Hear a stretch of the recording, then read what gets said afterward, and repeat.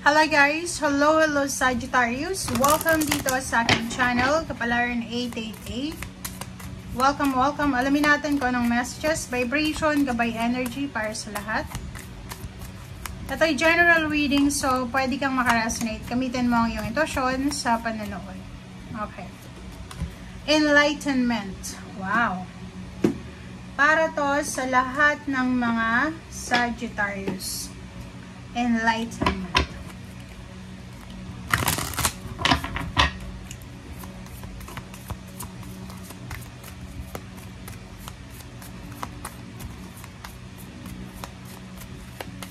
Okay.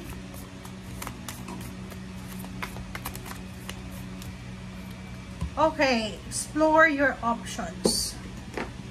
Sagittarius, Okay, so doon sa mga Sagittarius guys na marami kayong gustong gawin, marami kayong gustong subukan, pero medyo natatakot kayo, eto na yung sagot sa inyo.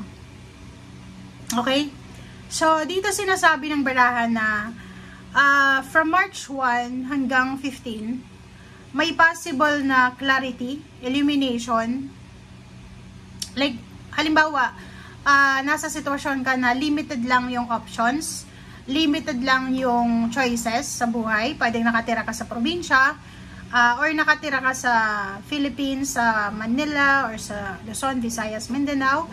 Saan man na lugar, nasaan ka man sa ngayon. Parang feeling mo, limited lang yung options. Ganun talaga eh, 'di ba? But dito sinasabi na for the month of March, from March 1 to 15, magkakaroon ng clarity, magkakaroon ng enlightenment, para makapag-explore ka ng iyong options.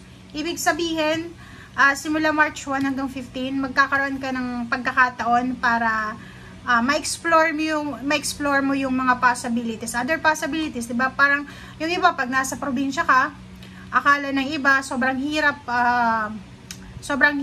makapunta ng ibang bansa. Kasi, ang alam ng iba, kailangan mo ng maraming pera. Pero, mayroon namang mga libreng agency, or mayroon namang mga murang agency pag nakapunta ka na ng Maynila. So, dito sinasabi ng barahan na it's a good time to make changes. So, may mga belief tayo, may belief system tayo na posibleng magliliwanag sa first 15 days of March. Diba yung may mga paniniwala tayo, okay? Mga limited belief na posibleng mag-explore tayo sa ngayon eh. Diba? Maraming expansion and exploration ang mangyayari.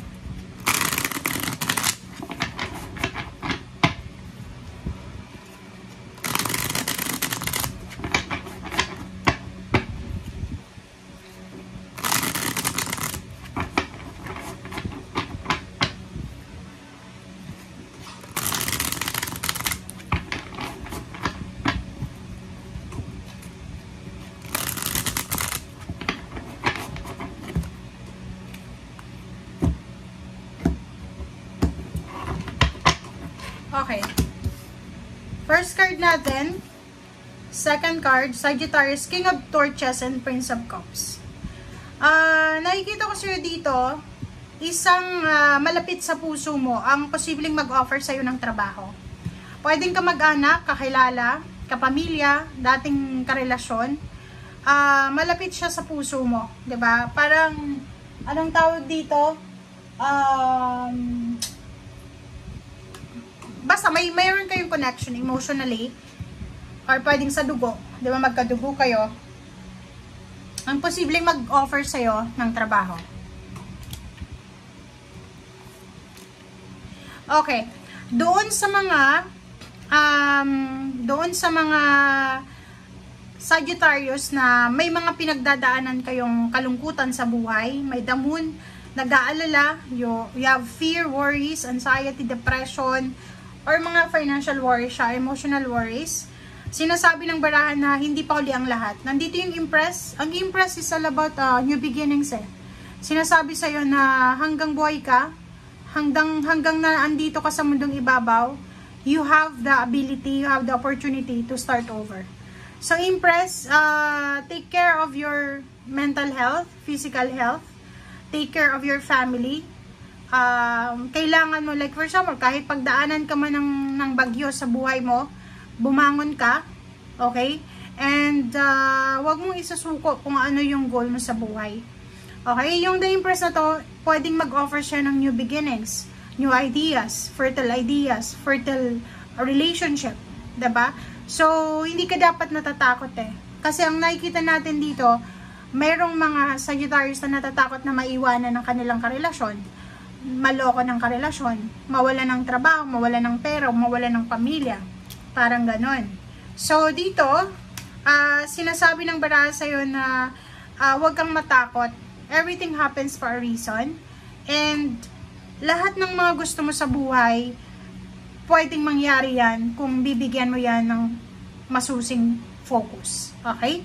So, the Hermit, sinasabi na for March 1 until 15, ang pinakamaganda mong gawin is kailangan mong mag-reflect, mag-isip.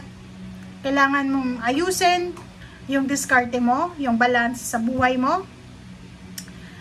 Kasi yung Ten of Pentacles, yung pagkakaroon natin ng pera, pagiging financially stable and secured, mabilis lang yan mangyari, lalo sa panahon ngayon eh. 'Di ba? Sa panahon ngayon, kung magaling kang magdiskarte, dumiskarte, mabilis kang magkakaroon ng pera. Sa legal, 'di ba? But, if mahina yung loob mo, talagang mahihirapan ka. So, Ten of Pentacles, sinasabi sir dito na may kailangan kang alamin or may kailangan kang ano bang tawag doon? Mag-reflect ka. Spend maybe 2 days sa sarili mo. Isipin mo, ano ba yung skills ko? Ano ba yung pwede kong magamit? Talino ko. 'Di ba? Ano ba yung talent ko na pwede kong magamit para pagkakitaan? So, dun ka muna mag-stick. 'Di ba? Ano ba yung pwede kong may offer ngayon sa mundo na available ngayon na pwede kong pagkakitaan? So, yun ang kailangan mong isipin. Wow! Congratulations din sa mga Sagittarius na kung may kapamilya ka, karelasyon, kakilala na may pinaglalaban silang justice. Dito sinasabi na posibleng papabor sa kanila yung hustisya. Pwedeng papabor sa kanila yung judgment. And nakikita ko sir dito na buong pamilya, kasama ikaw, 'di ba? Syempre kasama ka, buong pamilya mo, kayo ay magse-celebrate, kayo ay makakatanggap ng kumbaga recognition, ng awards, rewards, or pwedeng makatanggap kayo ng papuri from someone else or kung saan man galing ito. Okay? Nakikita ko sir dito, may matagal mo nang hinahang, 'di ba? Matagal mo nang kinikim-kim. It's either galit man 'yan, it's either ano bang kinikim-kim mo na ngayon na nararamdaman mo. Dito sinasabi ng baraha sa iyo na lahat daw na mga bagay-bagay na kinikim-kim mo, lahat ng mga emotion na hindi mo nilalabas ay posibleng magkakaroon na ng closure sa ngayon. So ibig sabihin 'yan, meron sa inyo Sagittarius na family na hindi nagkikibuan, maraming pain and heartaches na pinagdadaanan, ang posibleng makarecover, magkaroon ng chance para mag-usap, magkaroon ng chance para ma-reconcile, or magkaroon ng pagpapatawaran.